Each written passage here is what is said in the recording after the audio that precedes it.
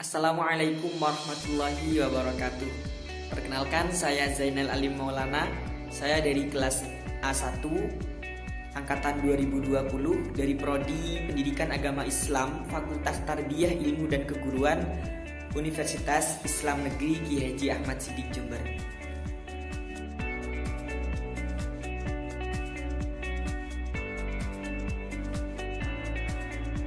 Assalamualaikum warahmatullahi wabarakatuh. Bagaimana kabarnya anak-anak di rumah? Mudah-mudahan sehat selalu, mudah-mudahan tetap semangat untuk belajar. Meskipun sekarang kita belajarnya melalui online terlebih dahulu ya. Sebelum kita memulai pelajaran, seperti biasanya marilah kita berdoa terlebih dahulu dengan membaca doa sebelum pelajaran seperti biasanya ketika kita di kelas. Bismillahirrahmanirrahim. Rabbi zidni ilma warzuqni fahma. Amin ya rabbal alamin. Pada kesempatan hari ini kita akan belajar mata pelajaran pendidikan agama Islam, yaitu tentang indahnya nama-nama Allah.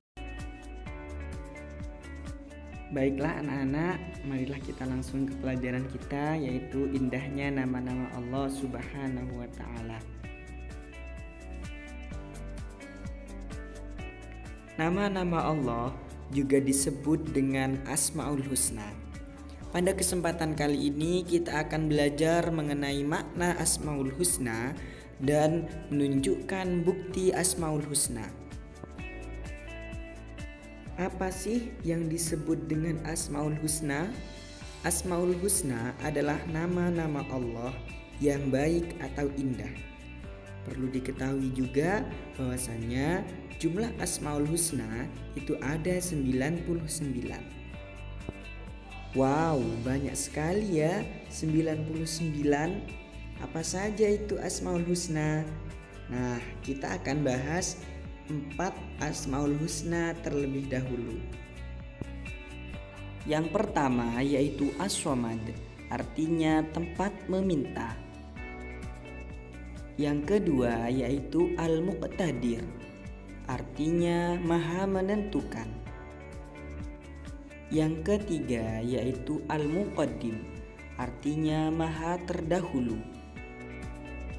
Yang keempat yaitu Al-Baqi, artinya maha kekal atau abadi.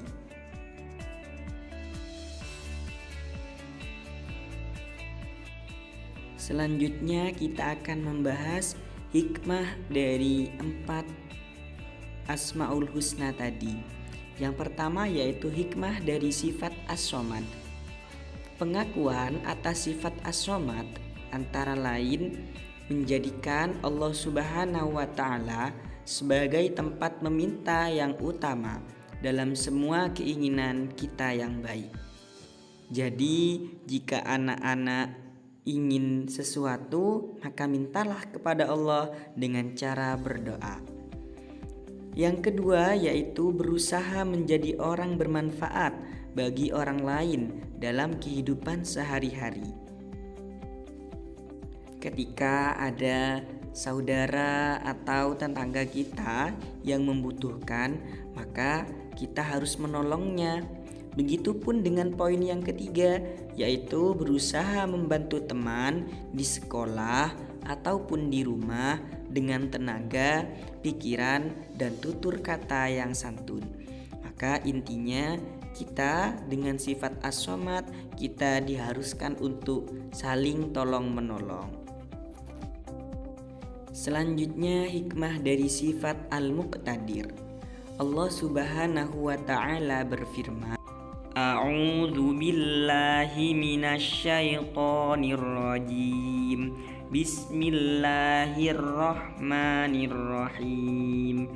Innama amruhu idza arada syai'an ayyaqula lahu kun fayakun. Shadaqallahul azim. Artinya, Sesungguhnya urusannya apabila dia menghendaki sesuatu, dia hanya berkata kepadanya, kun fayakun, jadi maka jadilah sesuatu itu.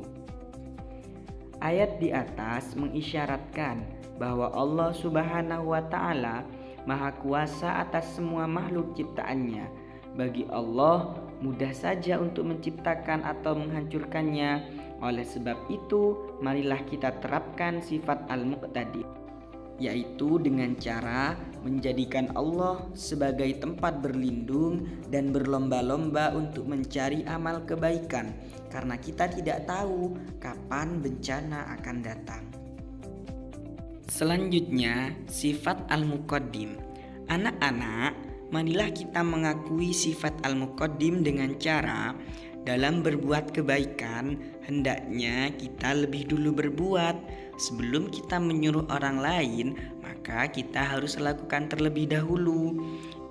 Yang kedua, mengerjakan sesuatu yang bermanfaat untuk masa depan, dan jangan mengerjakan perbuatan yang sia-sia dan merugikan orang lain.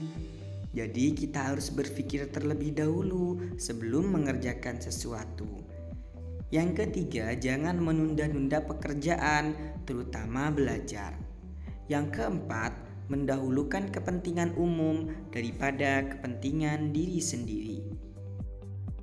Selanjutnya, sifat Al-Baqi, sifat Allah Subhanahu wa Ta'ala yang bernama Al-Baqi. Setiap ciptaan Allah Subhanahu wa Ta'ala akan hancur atau tidak abadi. Hanya Allah Subhanahu wa Ta'ala saja yang kekal abadi. Allah Subhanahu wa Ta'ala yang maha kekal, itulah harus kita sembah dan lidah kita selalu bertasbih kepadanya. Pernahkah kalian melihat rumah atau bangunan kantor atau pasar kebakaran? Atau banjir datang menenggelamkan rumah, sehingga banyak harta benda yang hanyut atau terendam banjir. Berarti segala harta benda, kemewahan di atas dunia ini tidak kekal, karena hidup kekal hanya di akhirat.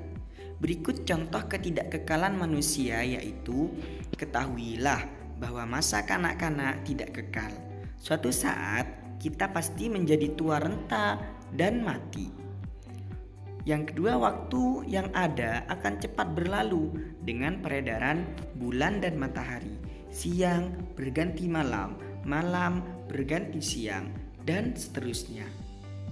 Maka dari itu, di dunia ini tidak ada yang kekal kecuali Allah Subhanahu wa Ta'ala. Nah, itulah tadi penjelasan mengenai indahnya nama-nama Allah. Indah bukan nama-nama Allah? Mudah-mudahan anak-anakku di sini bisa menerapkan apa yang sudah Bapak Guru ajarkan tadi. Selanjutnya Bapak akan beri PR atau tugas untuk anak-anak, yaitu buatlah salah satu kaligrafi ini beserta artinya.